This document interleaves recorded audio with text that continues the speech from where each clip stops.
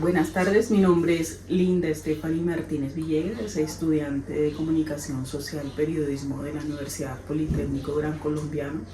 Hoy le venimos a presentar nuestro proyecto de vivencias de infancia. Estamos con la señora Ruth Villegas Peña. Venimos a hacerle nuestras preguntas. ¿Cómo estás? ¿Cómo te has sentido el día de hoy? Cuéntanos un poco de ti, de tu infancia, de tus vivencias. Bien, gracias a Dios. Mi nombre es Ruth Villegas. Yo soy hija de la señora Carmen Peña y el señor Generoso Villegas. Fuimos criados en una finca. Mi padre y mi madre tuvieron 10 hijos. Somos 10 hermanos. Yo soy la número 5 de los 10 hermanos. Cuando yo estuve en el campo con ellos, que era chiquita, yo recuerdo que yo entré a estudiar como a los 6 o 7 años. Hice kinder, empecé a estudiar, ya estaba grande, creería yo. Estaba muy grande y pues la finca de mi papá era muy grande y yo nací fue con partera. A nosotros desde pequeños pues nos enseñaron a trabajar en el campo, a cuidar los cerdos, las gallinas, a regar los árboles de fruta. Y pues después que terminábamos de hacer esos labores, nos íbamos a estudiar. A nosotros nos tocó trabajar mucho en la finca y en esa época nos tocaba estudiar ir como a media hora para llegar a estudiar. Después que hacíamos los labores nos íbamos a estudiar y regresábamos al mediodía, en la tarde otra vez nos tocaba ayudar. Pues trabajábamos ayudando a nuestros padres. ¿Cómo era ese lugar de donde naciste? Pues yo nací fue con partera. Mi mamá buscaba una partera y uno tenía el bebé, mi mamá en la casa. Yo nací en la casa. ¿Eres la hija menor? Éramos 10 hermanos, yo era la número 5. Okay. ¿Qué tal era la educación en esa época de donde tú viviste? Pues era muy difícil porque pues nosotros nos íbamos caminando como media hora de la finca a donde estudiábamos, era media hora. Y pues por ese motivo mi papá no me dejó estudiar, sino cuando yo tuve como 8 años, fue que me pusieron a estudiar. Era muy difícil. ¿Por qué era tan difícil? Porque era el campo. Ah, ok. Pues era muy difícil porque aparte que era lejos, la profesora que daba clase como a 20 estudiantes, desde kinder, primero, segundo, tercero, cuarto, hasta kinder primario, a todos los estudiantes ella les daba clase. Una sola profesora para tantos niños. Y dígame qué tanto podía uno aprender. ¿Crees que sufriste algún tipo de violencia en esa época? Pues violencia no, porque pues mi padre al contrario, él con nosotros era un padre consentidor. Él a nosotros nos quería mucho, a las mujeres, y él era más duro, era con mis hermanos. Sí. ¿Por qué crees que era tan duro? No sé, de pronto era machista. Sí. Entonces sí, él pensaba que si no les daba juguete, les daba palo, ellos no iban a crecer como hombres correctos así. Sí, o sea, sí sentías que era un poco machista mi abuelo. Sí, con ellos. Entonces con las mujeres era muy consentidor, amoroso, Sí. por ese lado. Pues yo sentía que era que él los corregía, no sentíamos como que era violencia, pero al partir de los tiempos, de los años, ¿no? Mis hermanos decían que él los había maltratado. Sí, sintieron maltrato. Sí. Ellos, pero las mujeres no. No. Okay. ¿Y cómo eran las vivencias con tu madre? Pues mi madre fue una mujer muy trabajadora, siempre nos enseñó que había que trabajar para tener las cosas y nos enseñó a trabajar de la mano de ella. Sí. Sí. Eso fue lo que más te marcó de ella. Sí. Para mí, mi padre, mi madre y mis hermanos. Pues nosotros vivíamos, yo digo que vivíamos hasta sabroso en medio de tantas necesidades. Pues nos bañábamos, teníamos piscina natural, nos bañábamos todo el tiempo que queríamos, íbamos, nos metíamos en ese, eran como unas lagunas. Okay. Nos metíamos ahí si queríamos toda la tarde estar ahí en eso tirándonos, nadábamos, hacíamos de todo. De pronto un día íbamos a cazar pajaritos, de pronto un día íbamos a coger iguanas. Nosotros hacíamos tantas cosas.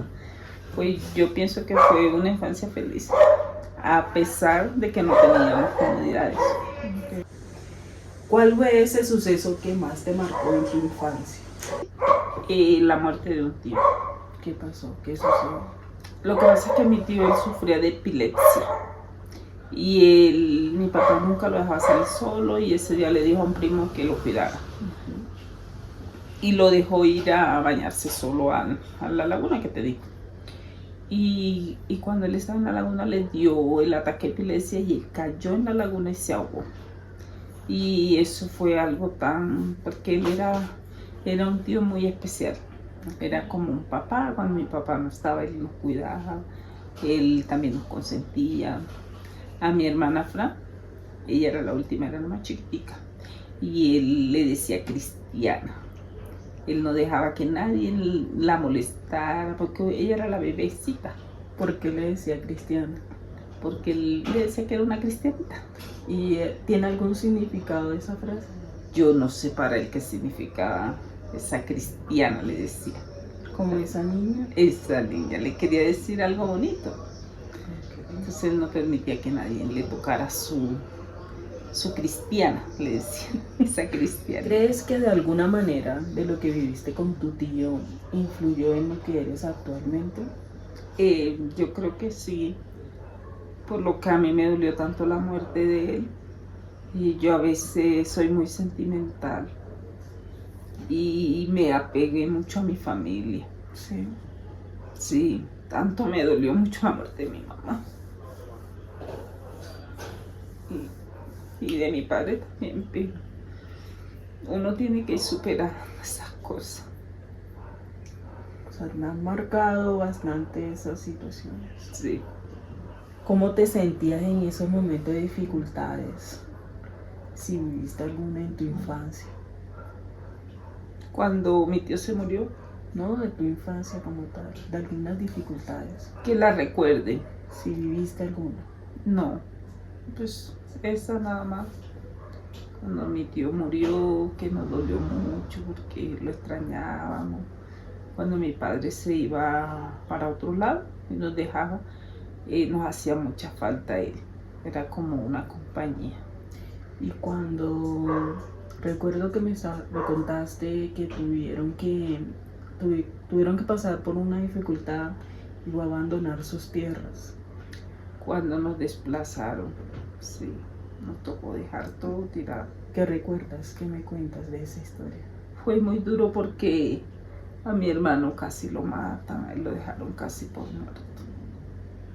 Y después por el miedo, el pánico, abandonamos todo. Nos fuimos a otra ciudad, ¿A dónde llegaron? a Santa Marta. Tuvieron que dejar todo para hacer una nueva vida. Prácticamente vivíamos escondidos, ¿Cuánto tiempo vivieron escondidos? como 10 años. Y ya ahora actualmente están limpios. Sí, Amén. porque desde que salió eso de que empezaron a ayudar desplazados, entonces nos orientaron y nos dijeron que uno no puede vivir escondido y que teníamos ya que ir dejando el miedo. Entonces ya fue que mis hermanos empezaron a buscar trabajo y todas esas cosas. Nosotros llegamos a esa ciudad, Santa Marta, prácticamente sin nada. Yo ya tenía una niña, Mayito. Yo tenía a mi hija mayor y nos tocó empezar a buscar trabajo, que sin hacer familia, que sí, haciendo cualquier cosa, mi hermano en lavar autos y montar llantas y cosas así. Okay. ¿Hubieras actuado de manera diferente a tus cuidadores, a tus padres? De la forma como ellos te criaron, ¿hubieras actuado diferente como ellos lo hicieron? Pues sí, ¿Tú hubieras cambiado? pues yo dándole lo mejor a mis hijos. Por eso yo trato de darles lo mejor, de trabajar, de apoyarlos, que estudien, que tengan un mejor futuro. Pues cambiar cosas que de pronto los padres de uno no pudieron hacer por lo que ellos nunca estudiaron.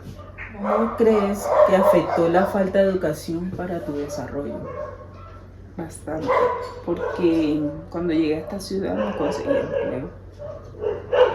Yo no quería trabajar para hacer familia porque yo pienso que no es por desmeditar a las personas que trabajan en casa de familia, pero yo pienso que lo subyugan a uno mucho. Y entonces yo quería trabajar como en cosas diferentes. ¿Qué era diferente para ti? Como en una empresa, como operaria, pero no en casa de familia porque, o sea, para mí era muy duro. Entonces yo buscaba trabajo en empresa y no me daba porque no estudié el bachiller. No tenías el llamado cartón. El cartón de bachiller. ¿Desde qué momento en tu niñez empezaste a laborar y por qué? Cuando era pequeña trabajábamos en la finca, trabajábamos ayudando a nuestros padres.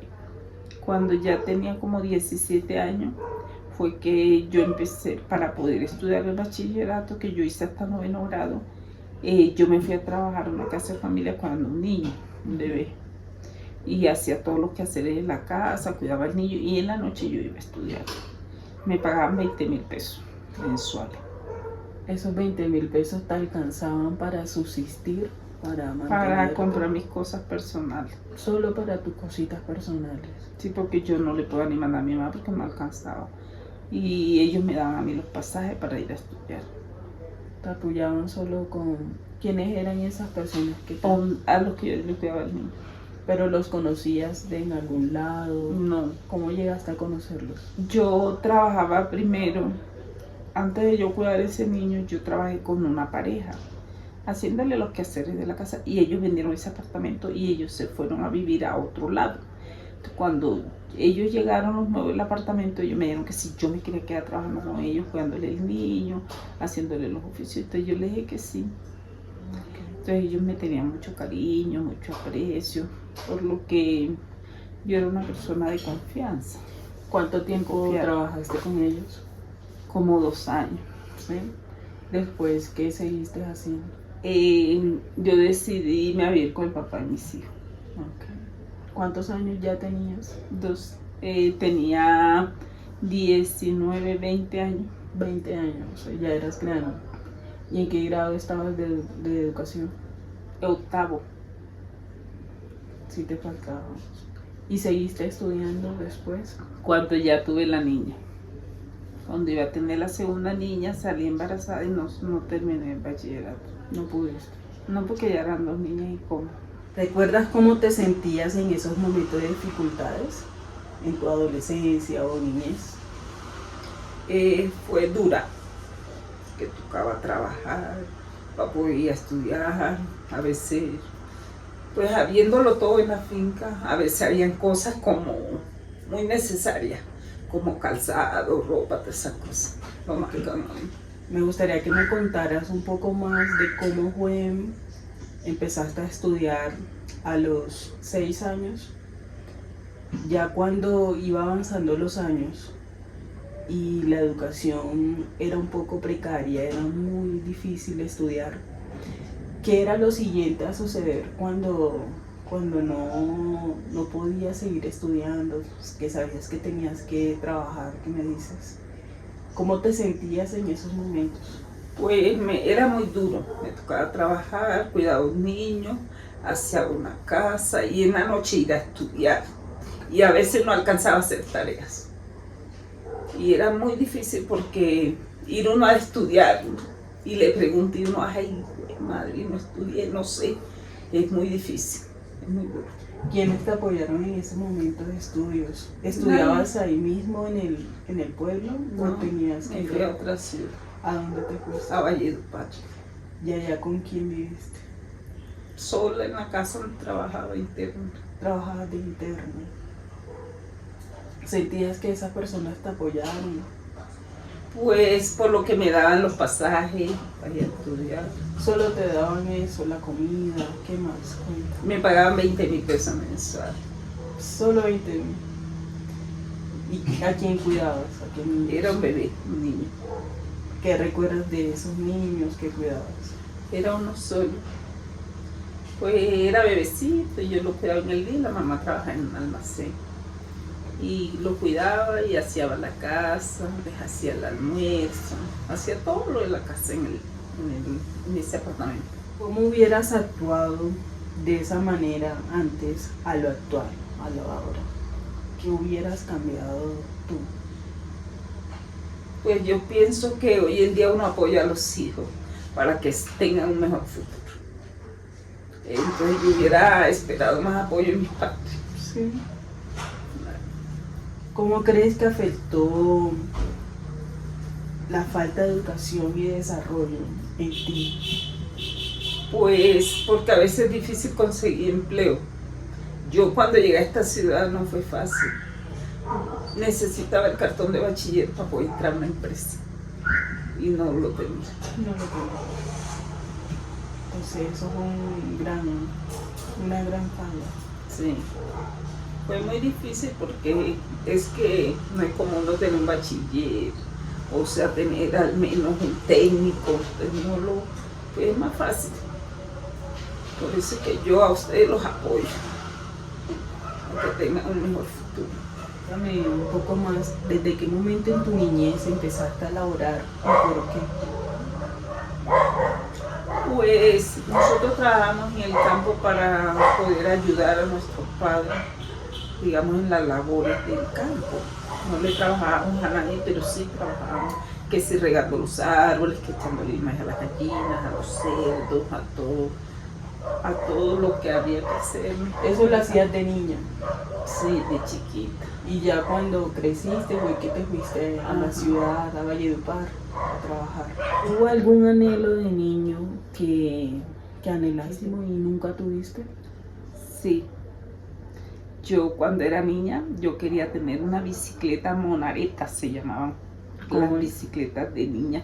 Eran con sus cachitos de niña, con llantica, cositas así, eran muy... Mi prima tenía. Y yo le decía a mi papá, cómpramela, no, porque después se cae, no, que las niñas no pueden andar en bicicleta. Él nos protegía tanto que él decía que las niñas no podían montar bicicleta. Pero no nos dejábamos, no nos las compró nunca. ¿Tenía alguna razón? No sé, porque él decía que eso era para varón, Ah, ok. que no era para niña. Tenía algo de machismo. Sí. Y las niñas no pueden andar montar en bicicleta. Eso es para macho. O sea, en ese sentido él era como muy machista.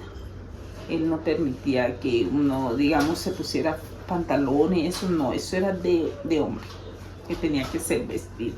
Y a nosotros nos criaron mucho con puros vestidos largos hasta por acá. Yo por eso a mis hijas, yo las enseñé con puros vestidos hasta que ellas estuvieron, ya que querían ponerse pantalón. Yo también les enseñé fue a andar con vestido. Que de hecho yo misma se los hacía. Sí, sí recuerdo mucho eso. ¿Qué mensaje le darías a tu niña interior que tuvo que pasar por esta situación? Por todos los momentos difíciles que tuviste en tu infancia. Que hay que apoyar a los hijos, hay que hacer mejor las cosas para que ellos tengan mejor futuro. Okay. ¿Crees que lo que tú viviste sigue pasando en la actualidad?